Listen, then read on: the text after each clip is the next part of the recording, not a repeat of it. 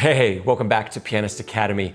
I've gotten a number of requests to talk more about interpretation and musicality, and that's a subject that's incredibly difficult to talk about in a general way, so I've decided to share with you specifics about interpretation from my masterclass on William Gillock's Legend from his 24 lyric preludes in romantic style.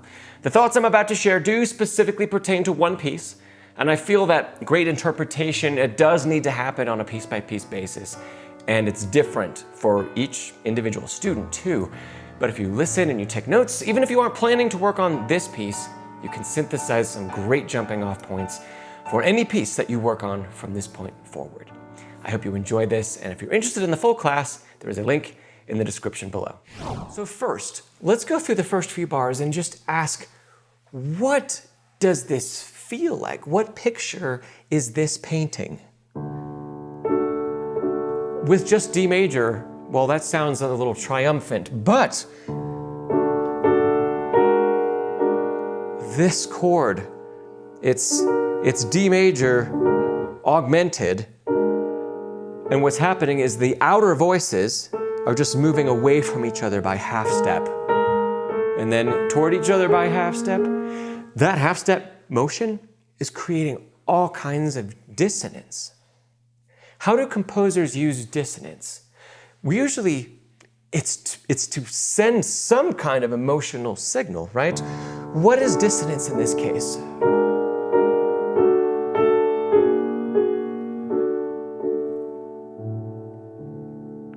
And how does that dissonance relate to not just our tempo marking, but the emotional marking that's at the beginning of this piece, pensively, weighing each thought carefully. Weighing each thought carefully lends itself toward our slower metronome marking. Pensively is like anxiously, right? Or with trepidation, almost. How many emotions or how many adjectives can you tie? We can even look up synonyms for pensive. That would be a great place to start. Grab a thesaurus or go on Google. You can find a whole bunch of words that relate. That'll be a great jumping off point. Then, what is this line actually painting to us? What I like to hear in this line, and this could be a great starting point and or ending point for you, is this is a loved one, or it's us thinking about a loved one with longing, or with this combination of sorrow and joy and nostalgia and anticipation, all of that put together. To me, that is what we have D major in this very consonant. That's part of the joy and this relationship we have with this other person. The dissonance is, that could be anticipation of a gathering that's coming up. It could be regret about something that's happened in our past. It could be discord in our friendship. But it's a discord that doesn't stick around. It comes back, and then we feel it again. And because of all of this going back and forth, to me, this piece feels like it's a bit lonely. This person who is singing this line, or if we put us in this place, we're feeling like we miss our friend. Right? And as soon as we say that, this is no longer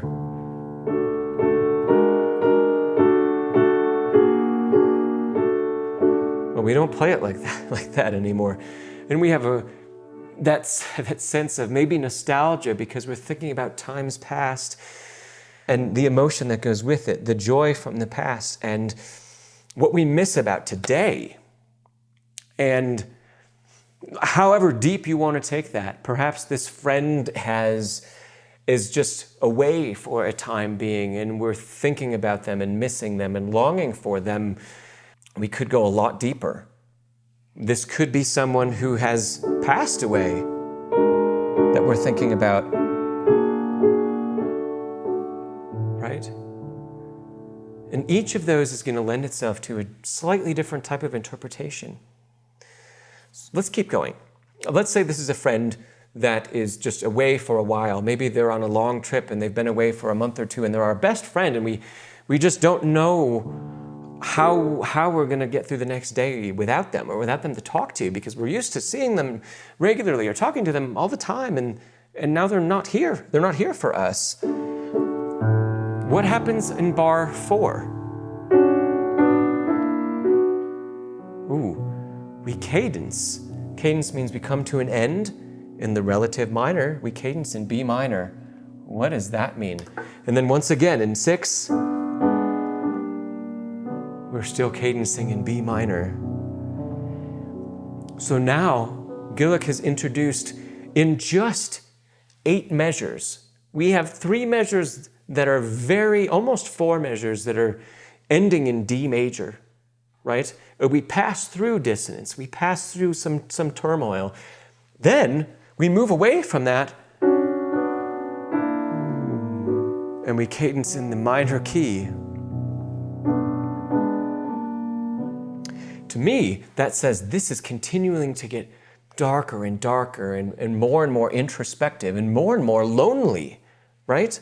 And even the dynamics are telling us something similar. We start with mezzo forte, the next statement, 1 notch softer, mezzo piano, and then we get this nice long decrescendo, right? So let's make sure when we begin the piece that it's not forte, it's not aggressive, but that we have enough dynamic that we can continue to step down and step down and step down.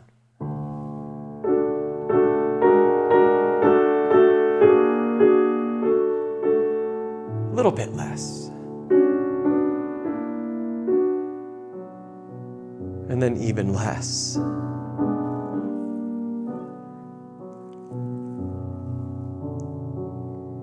Now, you know how we talked about, at the beginning, we talked about layers, right? And the different things that are happening? Well, what if, let's say, every time we've got notes that are moving in the left hand, not a part of the chords with the right? But all of this stuff, when we have that, that is continuing to be a solo instrument, like a bass, a stand-up bass, an upright bass.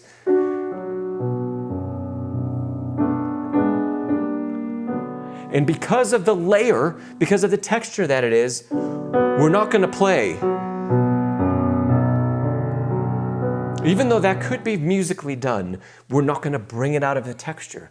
It's just lightly happening in the background. So going back to the top, first note, lightly happening in the background. Even though there's mezzo forte, let the mezzo forte happen from the rest of the layers, the rest of the texture.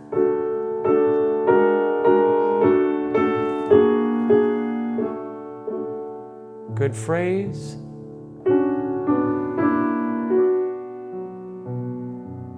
There's even time taken.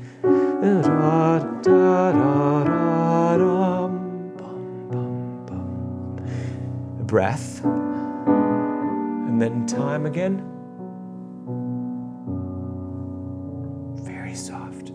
Like as soft as you can play. Bum, bum, bum, bum, ba, da, da. And we can again keep pushing back, keep feeling something like a retard, but it's just rubato. From that point, then we move on from there. We get into the next few bars. So let me clear all this. We're getting into piano where we're crescendoing out.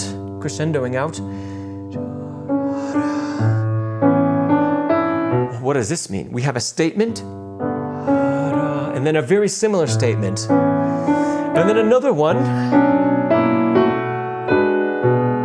and it's leading us back to D major, back to this more of a glorious moment.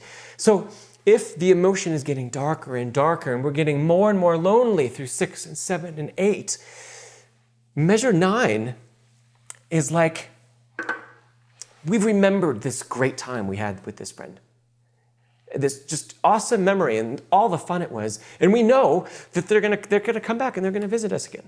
We are assured of that, and we still have that relationship. And we are not trapped in endless longing. And we have come to realize that starting in measure 9. Oh, that's like the first hint. Everything's going to be okay.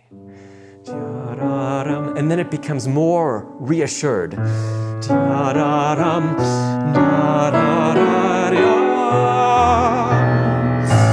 And then okay, this feels good and solid and grounded, even though we're experiencing the same dissonance,